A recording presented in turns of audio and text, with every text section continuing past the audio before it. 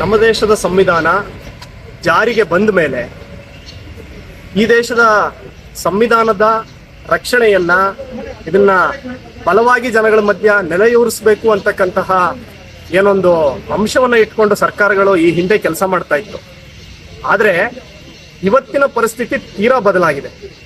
ಇವತ್ತು ನಾವು ನೋಡೋದಾದ್ರೆ ಈ ಹಿಂದಿನ ಸರ್ಕಾರಗಳು ಹೆಚ್ಚಿನ ಜನಗಳು ಚುನಾವಣೆಯಲ್ಲಿ ಭಾಗವಹಿಸಲಿ, ಮತದಾನ ಹಾಕ್ಲಿ, ಹೆಚ್ಚಿನ ಜನಗಳ ಭಾಗವಹಿಸುವಿಕೆಯ ಮೂಲಕ ಒಂದು ಸರ್ಕಾರ ಬಂದ್ರೆ ಅದು ನಿಜವಾದಂತಹ ಪ್ರಜಾಪ್ರಭುತ್ವವಾದಿ ಸರ್ಕಾರ ಆಗಿರುತ್ತೆ, ಇದು ಸರಿಯಾದಂತ ಡೆಮೊಕ್ರೆಟಿಕ್ ಪ್ರೋಸೆಸ್ ಅಂತ ನಂಬಿದ್ರು.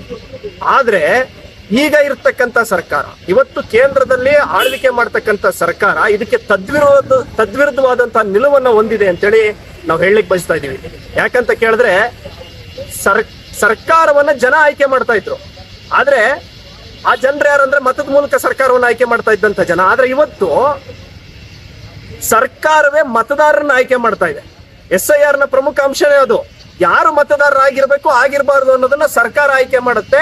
ಈ ಕೆಲಸ ಮಾಡಕ್ಕೆ ಚುನಾವಣಾ ಆಯೋಗವನ್ನ ಚೂ ಬಿಟ್ಟಿದೆ ಅಂತೇಳಿ ನಾನು ಹೇಳೋದಕ್ಕೆ ಬಯಸ್ತೇನೆ. ಚುನಾವಣಾ ಆಯೋಗ ಏನು ಮಾಡ್ತಾ ಇದೆ? SIR ನಲ್ಲಿ ತನ್ನ ಮೂಗಿನ ನೇರಕ್ಕೆ ಹಲವಾರು ದಾಖಲಾತಿಗಳನ್ನ ಕೇಳಿ ಇಂಥವ್ರನ್ನ ಮಾತ್ರ ನಾನು ಮತದಾರರ ಪಟ್ಟಿನಲ್ಲಿ ಇಡ್ತೀನಿ, ಸರಿಯಾದ ದಾಖಲಾತಿ ಕೊಡದೇ ಇದ್ದವ್ರನ್ನ ಹೊರಗಿಡ್ತೀನಿ ಅಂತ ಹೇಳ್ತಾರೆ. ನಮ್ಮ ಪ್ರಬಲವಾದ ಪ್ರಶ್ನೆ ಇರುವಂತದ್ದು, ದುರ್ಬಲ ಜನಾಂಗಗಳು ಏನಿದೆ, ವಿಶೇಷವಾಗಿ ಆದಿವಾಸಿಗಳು, ಅಲೆಮಾರಿಗಳು, ಗಿರಿಜನರು, ಬುಡಕಟ್ಟು ಜನಾಂಗದವರು ಇತ್ಯಾದಿಗಳು, ಸೊ ಅವರಿಗೆ ನೀವು ಹೇಳ್ತಕ್ಕಂಥ ದಾಖಲಾತಿಗಳನ್ನ ಕೊಡಕ್ಕಾಗೋದಿಲ್ಲ. ಅವರ ಪರಿಸ್ಥಿತಿಗಳು ಹಾಗಿದೆ, ನೀವು ಬೇಕಾದ್ರೆ ಹೋಗಿ ಸ್ಥಳ ಪರಿಶೀಲನೆ ಮಾಡಿ ನೋಡಿ. ಸೊ ಅವರಿಗೆ ನೀವು ಯಾಕೆ ಈ ರೂಲ್ನ ಹೇಳ್ತೀರಾ? ಅವರು ತಲತಲಾಂತರದಿಂದ ಈ ದೇಶದ ಮಣ್ಣಿನ ಮಕ್ಕಳು, ಮೂಲ ನಿವಾಸಿಗಳು, ಅವರೇ ನಿಜವಾದ ಮೂಲ ನಿವಾಸಿಗಳು, ಅವ್ರು ಆರ್ಯರಲ್ಲ, ನಿಜವಾದ ದ್ರಾವಿಡರು. ಸೊ ಹಾಗಾಗಿ ಅಂಥ ಜನಗಳನ್ನ ನೀವು ಹೊರಗಿಡ್ತಕ್ಕಂಥ ಉದ್ದೇಶ ಇದನ್ನ ಹೊಂದಿದ್ದೀರಾ. ಇದನ್ನ ನಾವು ಪ್ರಬಲವಾಗಿ ಪ್ರತಿಭಟಿಸ್ತೀವಿ. ಮಾತ್ರವಲ್ಲ, ವಿಶೇಷವಾಗಿ ಶೃಂಗೇರಿ ವಿಧಾನಸಭಾ ಕ್ಷೇತ್ರದ ನಮ್ಮ ಜನಗಳೇನಿದ್ದಾರೆ, ನಾವು ಮಲೆನಾಡಿನ ಜನಗಳು, ಹಲವಾರು ವಿಚಾರದಲ್ಲಿ ನಾವು ಇನ್ನೂ ಇಂಪ್ರೂವ್ ಆಗ್ಬೇಕಾಗಿರೋರು. ನಾವು ಬೇರೆಲ್ಲ ಕ್ಷೇತ್ರದ ಜನಗಿಂತ ಹೆಚ್ಚಾಗಿ ಇದ್ರ ಬಗ್ಗೆ ಜಾಗೃತವಾಗಿರ್ಬೇಕು. ಯಾಕಂದ್ರೆ ನಾಳೆ ದಿನ ಇದು ಬಂದ್ರೆ ದೊಡ್ಡ ಮಟ್ಟಕ್ಕೆ ಮಲೆನಾಡಿನ ಹಿಂದುಳಿದಿರ್ತಕ್ಕಂಥ ಜನಗಳಿಗೆ ಇದು ಅಫೆಕ್ಟ್ ಆಗುತ್ತೆ. ನಾವೇ ಇದರ ಮೊದಲ ಬಲಿಪಶುಗಳಾಗ್ತೀವಿ. ಹಾಗಾಗಿ ಕೇಂದ್ರ ಸರ್ಕಾರದ ವಿರುದ್ಧ ನಾವು ಧ್ವನಿ ಎತ್ತಬೇಕು, ಪ್ರಶ್ನೆ ಮಾಡಬೇಕು. ಎಲ್ಲದಕ್ಕಿಂತ ಮುಖ್ಯವಾಗಿ ಈ ಧ್ವನಿ ಎತ್ತಬೇಕು, ಪ್ರಶ್ನೆ ಮಾಡೋದಕ್ಕೆ ಸಾಧ್ಯ ಆಗೋದು ನಾವು ವಿಚಾರನ ತಿಳ್ಕೊಂಡಾಗ. ಹಾಗಾಗಿ SIR ಗೆ ಸಂಬಂಧಪಟ್ಟಂತ ವಿಷಯಗಳು ಹಲವಾರು ರೂಪದಲ್ಲಿ ನಿಮಗೆ ಸಿಗ್ತಾ ಇದೆ. ಇವತ್ತು ಕರಪತ್ರಗಳಾಗಿರ್ಬೋದು, ಅದಕ್ಕೆ ಸಂಬಂಧಪಟ್ಟಂತ ಪೋಸ್ಟರ್ಗಳು, ಸೋಷಿಯಲ್ ಮೀಡಿಯಾ ಮತ್ತೊಂದು ರೀತಿನಲ್ಲಿ ಅದನ್ನ ನೀವು ತಿಳ್ಕೊಂಡು ಇದ್ರ ವಿರುದ್ಧ ಧ್ವನಿ ಎತ್ತುವರಾಗಬೇಕು ಅಂತೇಳಿ ನಾವು ಕೇಳ್ಕೊಳ್ತಾ ಇದ್ದೀವಿ.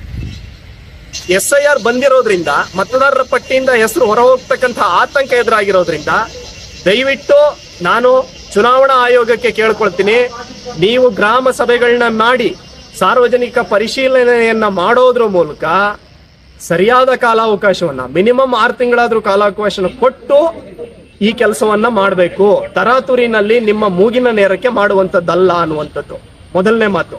ಸೊ ಈ ರೀತಿ ಮಾಡಬೇಕು. ಹಾಗೇನೆ ಈ ರೀತಿ ಮಾಡದೆ ತಾವು ಇದನ್ನ ಮಾಡ್ತಾ ಇರೋದ್ರಿಂದ ನಾವು ಇದನ್ನ ಒಂದು ಕವನದ ಮೂಲಕ ಹೇಳೋದಕ್ಕೆ ಬಯಸ್ತಾ ಇದೀವಿ. ನೋಡಿ, ಎದ್ದೇಳುತ್ತಿದೆ ಕರ್ನಾಟಕ, ಇನ್ನು ನಡೆಯೋದಿಲ್ಲ ನಿಮ್ಮ ನಾಟಕ. ಎದ್ದೇಳುತ್ತಿದೆ ಕರ್ನಾಟಕ, ಇನ್ನು ನಡೆಯೋದಿಲ್ಲ ಈ ನಾಟಕ. ಈ SIR ಸರ್ವಾಧಿಕಾರಿ ಧೋರಣೆ ಇರುವಂತಹ ಆಳುವ ವರ್ಗಗಳಿಗೆ ಪೂರಕ. ಈ SIR ಸರ್ವಾಧಿಕಾರಿ ಧೋರಣೆ ಇರುವಂತಹ ಆಳುವ ವರ್ಗಗಳಿಗೆ ಪೂರಕ. ಆದರೆ ಈ SIR ದುಡಿಯುವ ವರ್ಗಕ್ಕೆ ಮಾರಕ. ಆದರೆ ಈ SIR ದುಡಿಯುವ ವರ್ಗಗಳಿಗೆ ಮಾರಕ.